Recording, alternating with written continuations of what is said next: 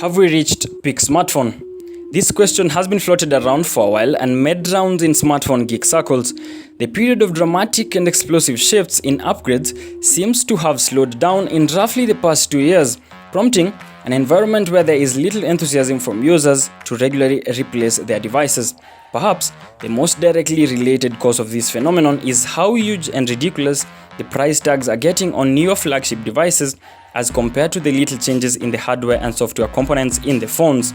Companies are reporting lackluster sales even as each releases flagships and mid-budget gadgets called flagship killers. But is there anything more revolutionary in them? In 2019, Xiaomi, in collaboration with Samsung, released the first phone with more than 100 megapixels. The Xiaomi Mi Note 10 and its flagship counterpart CC9 Pro's huge camera sensors meant a leap into more than 100 million effective megapixels for sharp imaging and higher resolution photography. It is in the same year that several companies led by Huawei and Samsung released the first foldable smartphones in a bid to increase the display size and reduce the space a large display takes up in a pocket.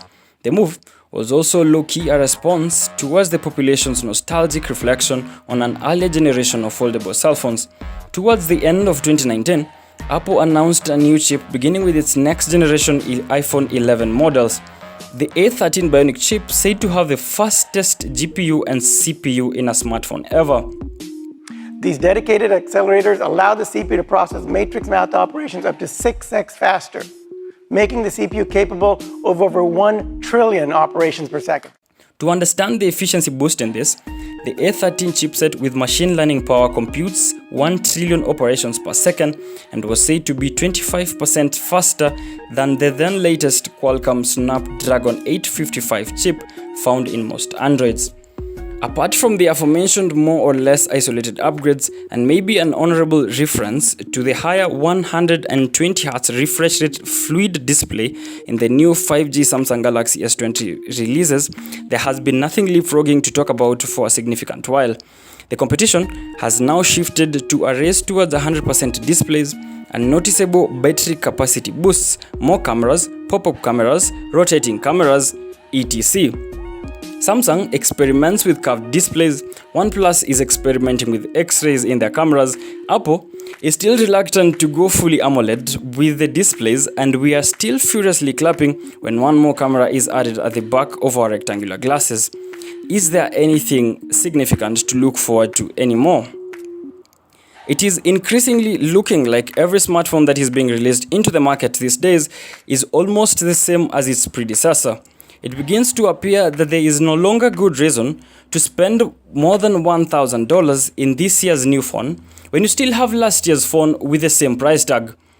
In the early days of smartphone releases, phones had literal revolutionary jumps in advancement. There was a drastic move from button phones to screens, cameras at the back and front, multi-touch abilities. Phones were newly fitted with App Store and Play Store services, web browsers, video calls, and FaceTime, all being fundamental milestones. However, if you compare a year-old iPhone 10 to its iPhone 11 upgrade, there is not much to differentiate. Nevertheless, it will be unwise to ignore that in this same period there are advancements in the world of smartphones that we can look forward to regardless of them appearing subtle. Wireless charging is now a common sight and improving.